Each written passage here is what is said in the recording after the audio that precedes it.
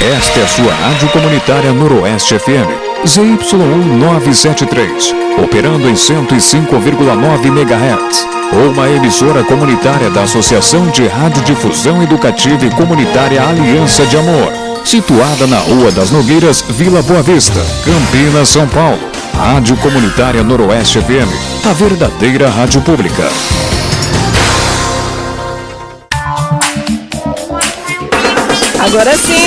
Agora sim, estamos de volta aqui, né? Vamos trazendo aí o Jerry. Bom dia, meu amor. Como foi seu aniversário? Bom dia, Cristiane. Tudo bem? Foi bom aniversário, né?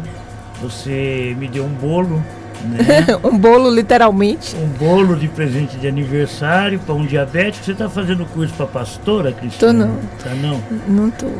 Não quero, não. Dar um bolo para diabético de presente de aniversário foi um negócio estrondoso, né? Amor, eu acho que o seu áudio ainda tá baixo, não tá não? Não, tá. Eu tô ouvindo bem aqui. Você acha? Então aumenta um pouquinho no ganho. Mas já tá aqui, eu não sei mexer aqui, amorzinho. O botãozinho branco lá amorzinho. de cima. Isso. Aqui?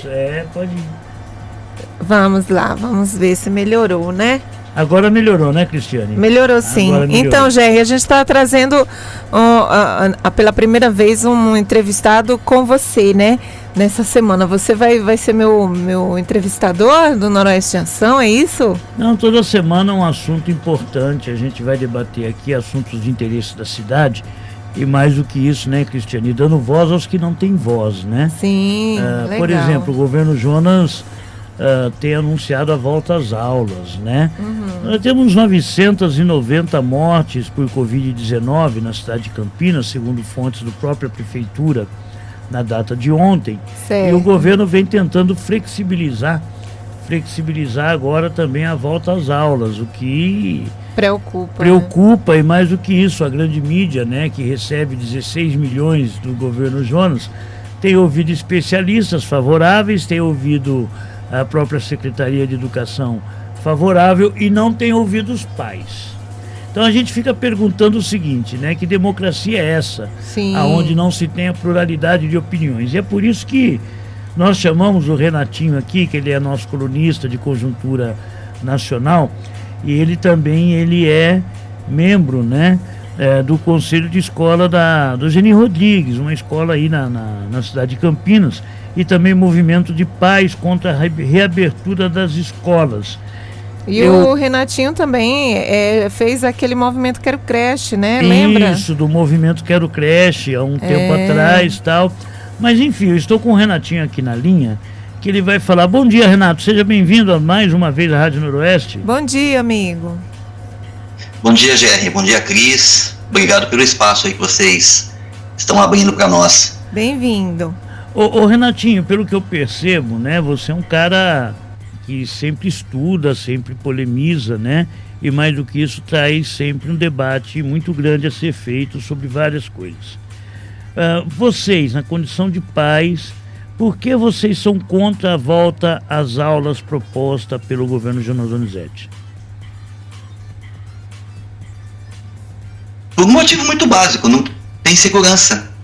Não existe condições hoje seguras de um retorno às aulas, né? E a experiência que a gente tem com esse governo Jonas no tratamento da pandemia é que, por exemplo, eu vou te dar um dado aqui, em 27 de maio, Campinas tinha 1.287 casos e 65 mortes. Aí resolveram flexibilizar a abertura, flexibilizar a quarentena e abrir o comércio. Em 19 de junho, ou seja, 20 dias depois, a gente tinha 5.228 casos e 203 mortes. Quando abriu o comércio, para o Dia dos Namorados, aquela história toda. E os exemplos que a gente está tendo aí pelo país, de cidades que resolveram abrir as escolas, né, como é o caso de Manaus, tem se mostrado uma catástrofe, com vários professores contaminados em poucos dias de aula. Então não há segurança, não há condições da gente reabrir as escolas agora, ver um retorno seguro às escolas agora. Nesse sentido é que os pais têm se mobilizado contra essa proposta da prefeitura, que inicialmente era setembro e que agora jogaram para outubro, tá? Mas que, a nosso ver, não tem condições, não tem segurança, né, para um retorno as aulas que evite, né, qualquer possibilidade de uma redução de contágio. Pelo contrário, a gente pode ter um aumento dos contágios, como a gente está vendo. Como isso aconteceu também na questão da reabertura do comércio, né? O governo abriu e depois foi obrigado a fechar de novo em decorrência disso. Agora, essa volta às aulas, Renato, pensada pela prefeitura, seria uma volta às aulas total ou parcial? Então, eles falam de volta às aulas. As informações que a gente tem, porém, é que essa volta às aulas ela seria feita no sistema de rodízio. Então, a criança, por exemplo, não iria todos os dias para a escola, iria uma vez por semana, né? Uma vez por semana. Então, não é um retorno. Eles falam um retorno às aulas, mas mas não é um retorno completo, é um retorno parcial, tá? E aí a gente tem que considerar também que mesmo num retorno parcial, você tem movimentação das próprias crianças que vão voltar, você tem movimentação de professores, você vai ter movimentação de pirueiros, você vai ter movimentação de ônibus de transporte escolar. Então, não é só um retorno às aulas em si, né? Você tem toda uma mobilização da comunidade escolar. E você vai ter um aumento, por exemplo, no transporte, nos ônibus, né? Porque tem pais que muitas vezes levam os filhos com eles, né? Eles vão para o trabalho e levam os filhos, né? Juntos. Então você tem a quantidade de pessoas que vão se movimentar é muito grande, tá? Para levar as crianças para a escola. E nesse sentido, a expectativa, né, que pode ser criada por algumas famílias é de que haveria um retorno completo, mas não é um retorno parcial e bem parcial. Porque eles falam algumas vezes em só 30% da sala de aula, né, das crianças numa sala de aula que voltariam. Então isso daria mais ou menos um dia da semana por aula, com o resto da carga, né, do conteúdo, da carga de conteúdo das matérias, tendo que ser feito via internet, né, via a distância, através de plataformas educacionais.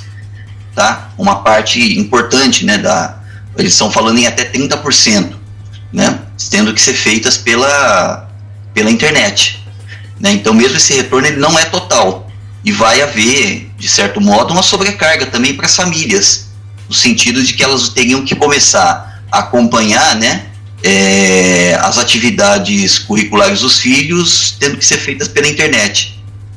Agora, Renato, como tem sido a reação das famílias a esta proposta?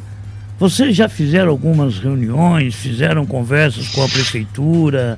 Enfim, como é que está a reação das famílias e como que elas estão organizadas para debater esse assunto junto à prefeitura? Tem abrido espaço de diálogo entre os pais de alunos e a prefeitura? Olha, como é que está a situação? A situação está a seguinte, nós já fizemos 2 grandes reuniões. Nós fizemos uma primeira reunião, e as reuniões estão sendo todas virtuais, né? Então nós fizemos uma primeira reunião que lotou a sala, 100 pessoas, depois e aí tinha mais outras 100 e poucas pessoas querendo entrar e não conseguiram. Depois fizemos uma segunda reunião numa outra sala com capacidade para 250 pessoas. Tinha 250 pessoas e mais outras 200 querendo entrar e não conseguiram, né, porque é o limite da sala. Mas, assim, o que é importante, era unânime a posição dos pais contra o retorno às aulas.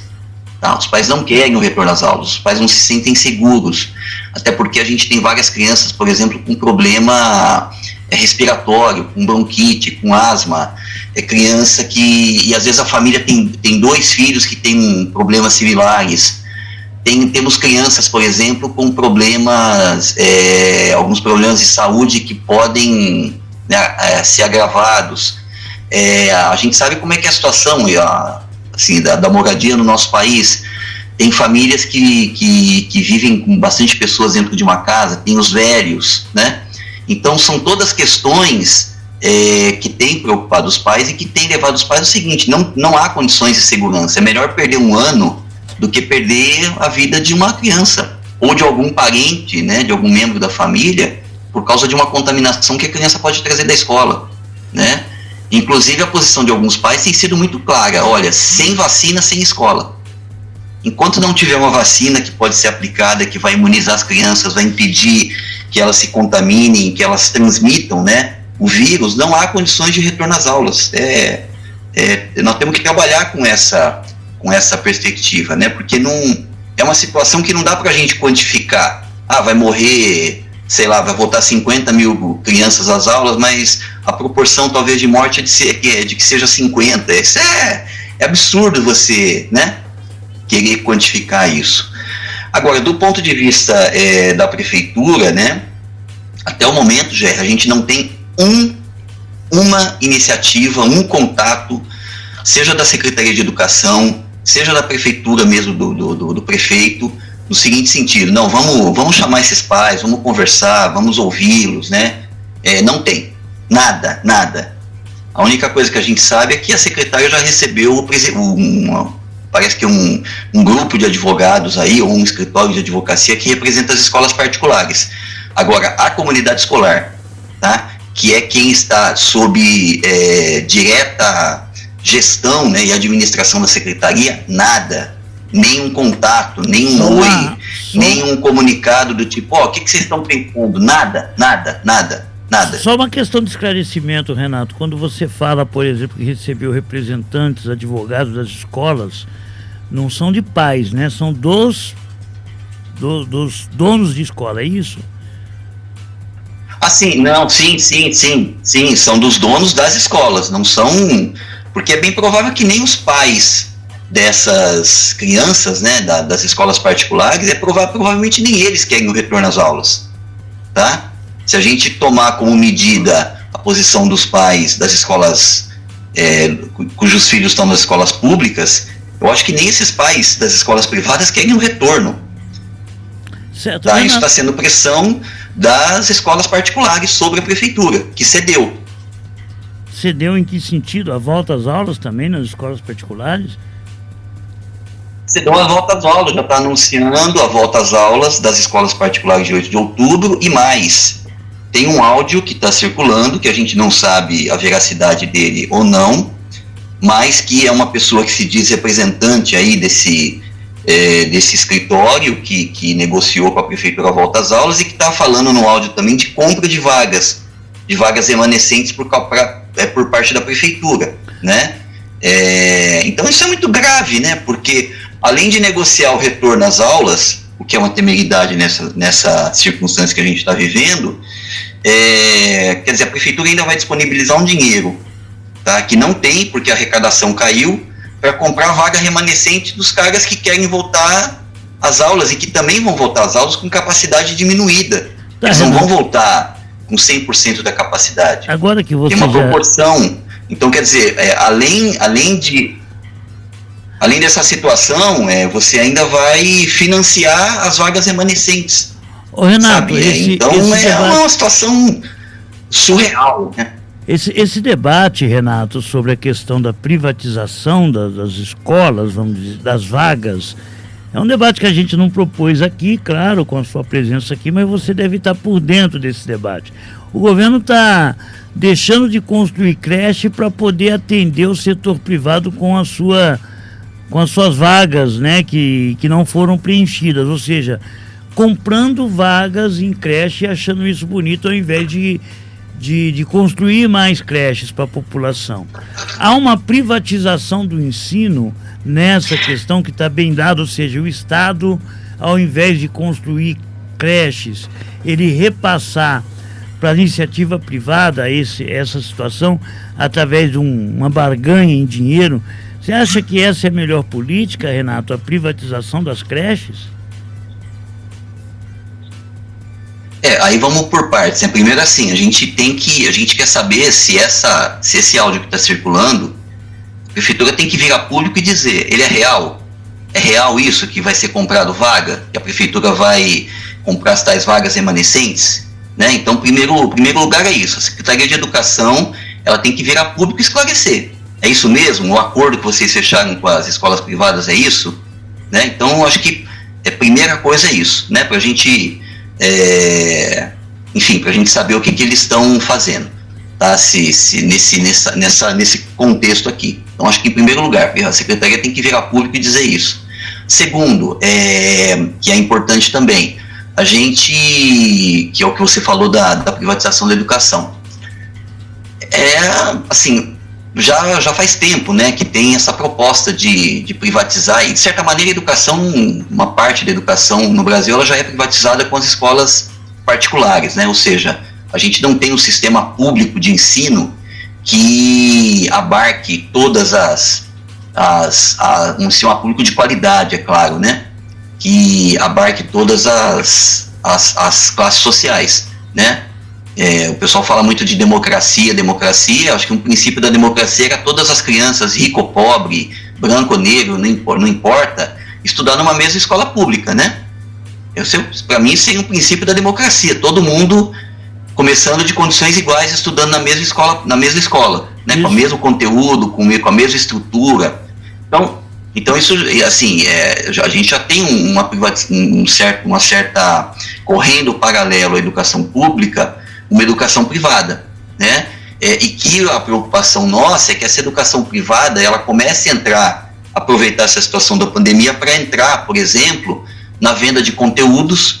Não parece ainda esse ser o caminho que a Prefeitura de Campinas está adotando, ainda não parece, tá? O que é positivo, mas a gente fica preocupado à medida que se parte das aulas, né, do currículo que não conseguiu ser dado nesse ano, vai ser dado no ano que vem através de aulas virtuais. A nossa preocupação é que a privatização ela comece a entrar por aí também, com a venda de pacotes, com a venda de plataformas, né, com a venda de manuais para a criança poder, de cartilhas, né, virtuais para a criança poder estudar em casa. Então, a nossa preocupação é que a privatização ela entre por aí também, tá? Então esse é um dado aí que a gente precisa considerar. Bom, você aí, ouvinte da Rádio Noroeste, que está acompanhando a gente aqui no programa Noroeste em Ação, nós estamos ao vivo com o Renato Nussi Júnior. Ele é membro da escola Geni Rodrigues, né, do Conselho da Escola Geni Rodrigues e do Movimento de Pais contra a reabertura das escolas. A gente está aqui justamente na Rádio Noroeste dando voz àqueles que não têm voz. São aquelas pessoas que estão vendo as coisas acontecer, são pessoas diretamente ligadas ao assunto e nem a grande mídia e nem a prefeitura estão levando em consideração. Então nós estamos trazendo aqui pais de alunos para falarem sobre essa questão. Os pais de alunos estão se mobilizando contra a reabertura da escola, como o Renato colocou aqui, né? Essa volta às aulas pensada pela prefeitura seria parcial e que já geraria um desconforto tanto para as famílias quanto para as crianças, enfim, e o aumento do risco. Agora, Renato, os pais são contra, a prefeitura não tem ouvido os conselhos de escola, não tem ouvido ninguém e tomou decisões a partir dela ou talvez de um lobby, né, das escolas particulares, como você denunciou aqui. E os professores? O que pensam os professores e diretores das escolas sobre este assunto da reabertura das escolas proposto pelo governo Jonas? Olha, nas conversas que a gente tem tido com professores, com o pessoal da equipe gestora, né? A equipe gestora são os diretores, orientadores pedagógicos e tal. Eu posso dizer que é a mesma coisa, é uma posição praticamente unânime, tá?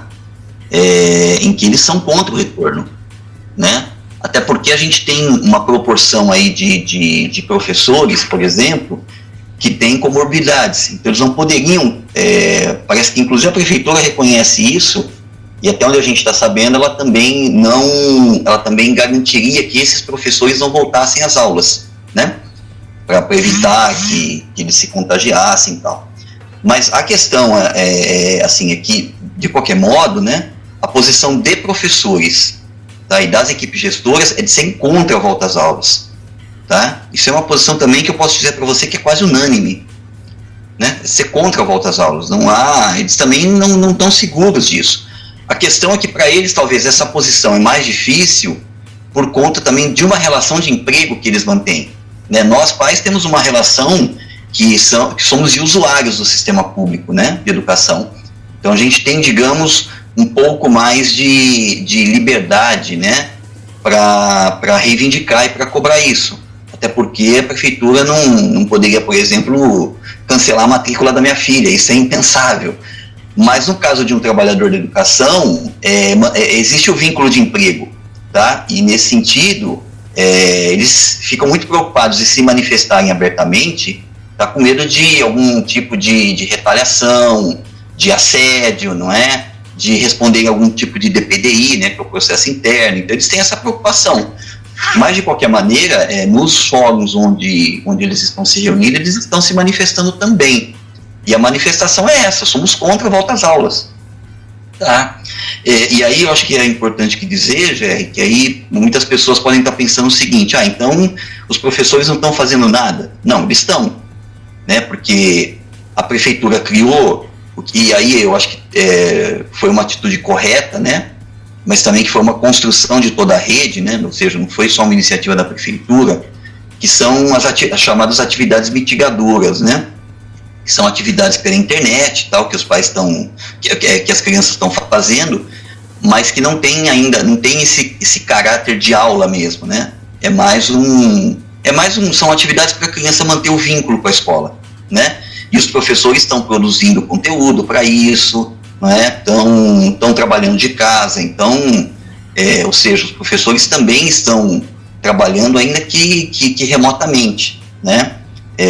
Então, mas nesse sentido. E aí eu acho que tem uma outra coisa também das equipes gestoras, que é a preocupação, por exemplo, que para nós foi um erro, que jogou nas costas das equipes gestoras a responsabilidade por distribuição de cesta básica.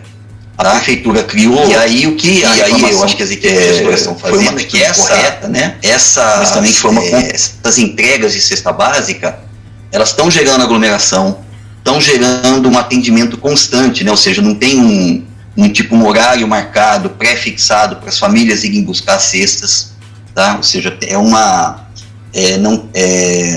não tem uma organização nesse sentido, né? E o que tem preocupado também o pessoal das equipes gestoras, tá? Que é isso, né? Assim, as famílias estão utilizando a escola como o seu ponto de referência, tá? Para ir buscar a cesta, tudo, mas que não tem uma organização nesse sentido de, olha, o horário é tal, de tal a tal hora, tantas vezes por semana. Ou seja, eles estão também preocupados. Não tem uma organização. A reclamação que eles estão fazendo. A reclamação que eles estão fazendo é essa. Agora, tá faltando uma organização em termos de dias para irem buscar e por aí vai. Agora, Renato, você falou aqui sobre as aulas virtuais, né? A gente tem visto isso de uma certa forma também nos preocupa, né? Porque estão aproveitando a pandemia para fazer todo tipo de modelo de exclusão, né? Uma delas, por exemplo, é a escola virtual, né? As escolas por correspondências, né? A gente está acompanhando isso, e isso de uma certa forma tem retirado das escolas a proximidade do professor com o aluno, né? Que é aquilo que dizia Paulo Freire, que o educador e o educando andam juntos. Então estão se aproveitando a questão das aulas virtuais durante a pandemia para você deslegitimar todo o acúmulo pedagógico que foi construído ao longo dos anos. Como que estão essas aulas virtuais, Renato? Tem havido alguma dificuldade nessas aulas? Não só em relação à questão do acesso, mas em relação a esse distanciamento do educador e do educando. Como é que você avalia isso? Aqui na rede foi tomada uma decisão acertada, tá? E que decisão acertada foi essa?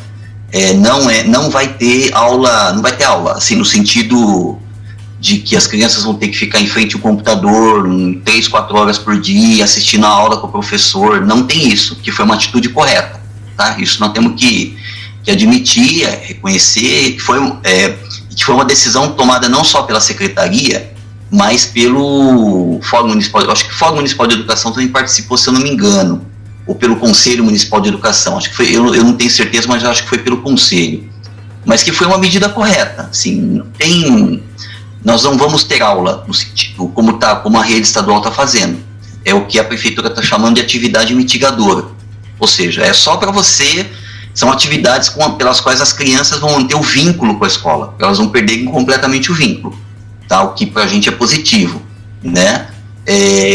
Mas assim, quais são os problemas que a gente está enfrentando? Primeiro, que é isso que você falou, né? Do Paulo Freire, o educador e o educando caminham juntos. No caso das aulas dessas atividades mitigadoras, né, por uma plataforma do Google Sala de Aula que a prefeitura abriu, quais são as dificuldades que a gente está vendo? Primeiro, muita reclamação de pais de que as crianças, ao não verem mesmo o professor, elas não se sentem estimuladas, né, a acessar a sala. Tem criança que consegue, que faz as tarefas, beleza, mas tem outras também que não conseguem isso, tá? Então a gente enfrenta essa dificuldade da falta de vínculo, né? Do vínculo que eu digo, de ver o professor pelo menos, ao vivo, isso não tem, então as crianças estão reclamando disso. E aí gera um problema doméstico também, porque os pais querem fazer as crianças entrar nas salas de aula, as crianças não querem, então, enfim, gera todo um estresse doméstico. Agora é isso, tem pais que estão conseguindo, as crianças estão fazendo, beleza, mas a gente tem que avaliar, né, o problema de maneira mais ampla. Isso é uma coisa. Outra coisa é que a gente tem a dificuldade mesmo de acesso. A gente tem relatos de pais, de famílias, né, que tem um celular, tá? E que a mãe muitas vezes precisa desse celular para ficar com ele, mas que aí tem que abrir, e às vezes tem problema de sinal também, né? Nós temos áreas da cidade que o sinal é horrível, então elas reclamam disso. Então, assim, a gente acha, na nossa avaliação, trabalhar com atividade mitigadora foi bom, foi positivo, tá? Porém, existem outros problemas que envolvem, né, essa questão da atividade mitigadora, e que a prefeitura precisa pensar também em como resolver, tá? Que é essa situação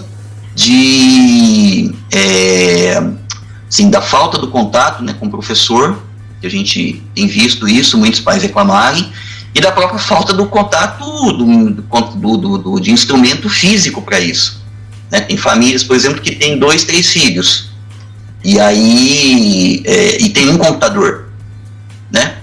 Então aí fica, quer dizer, não tem que fazer para depois o outro entrar.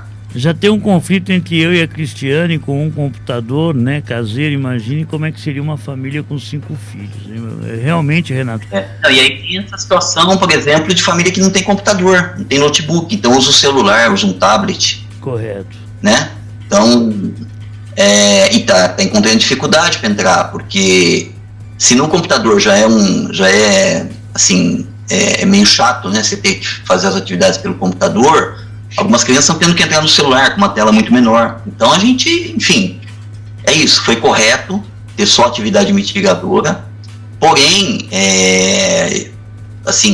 tem outros problemas que estão aparecendo e que a gente precisa sentar para discutir, né? Tá certo. E aí, Jair, eu acho que tem uma coisa que eu queria dizer, que é o seguinte, são duas coisas que eu queria dizer. Primeiro, assim, eu acho que uma das formas mais inteligentes, né, de se negar a democracia ou a participação democrática é você reduzir ou resumir as discussões a questões técnicas. Então nós vamos criar um corpo técnico que vai discutir tal problema. Aí você matou completamente, porque se é um corpo técnico, significa que quem não é técnico, né, quem não tem o suposto conhecimento das coisas, não vai poder dar palpite, dar sua opinião, né, porque é uma discussão técnica, como se a técnica fosse uma coisa neutra, né, e não é. A técnica obedece a uma orientação política, tá? Como essas coisas dos protocolos aí da saúde. Não segue os protocolos que não tem problema. Claro que está tendo problema, entende? Nós estamos numa pandemia, o vírus é invisível, você não vê o vírus, né?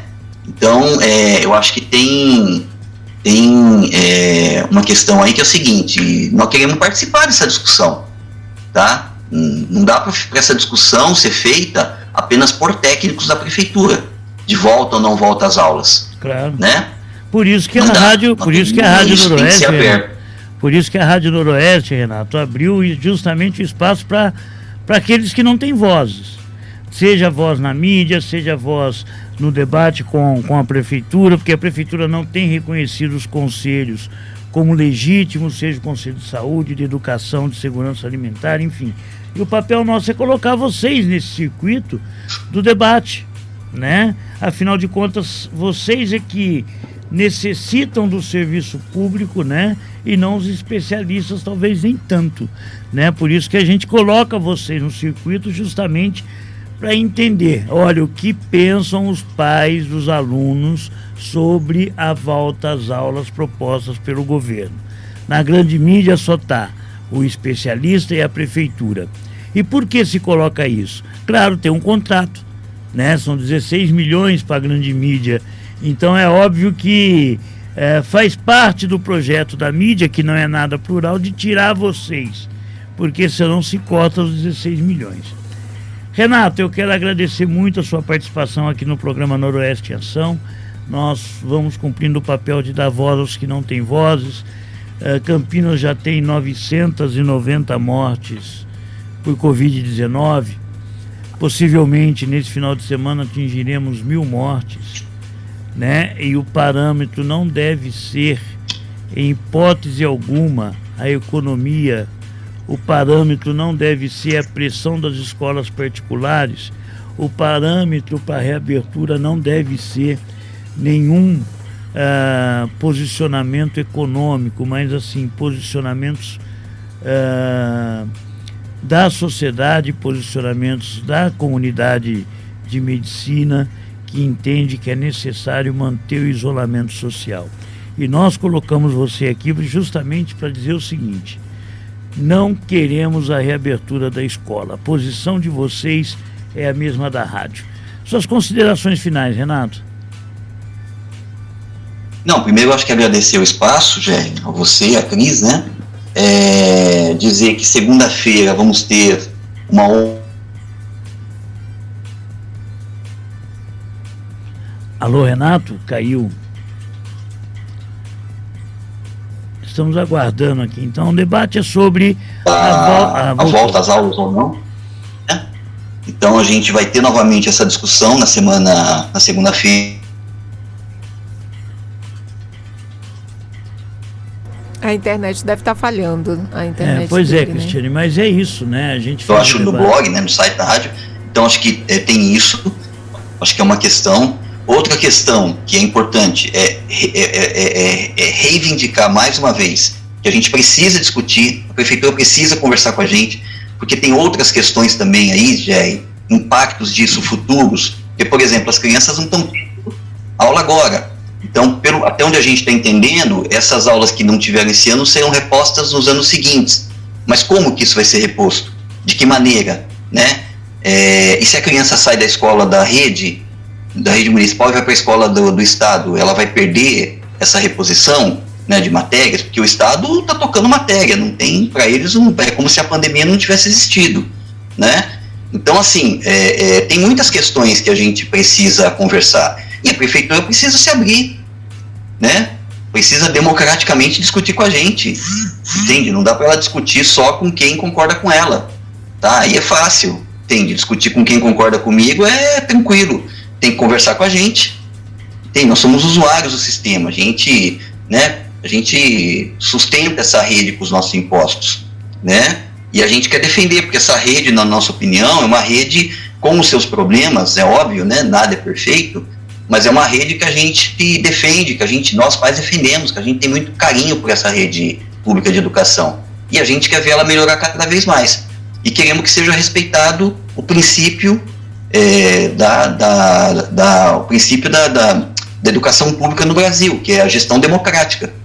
Entende? A prefeitura tem que garantir isso, para a gente fazer um debate realmente sério, ouvindo todos os lados, né?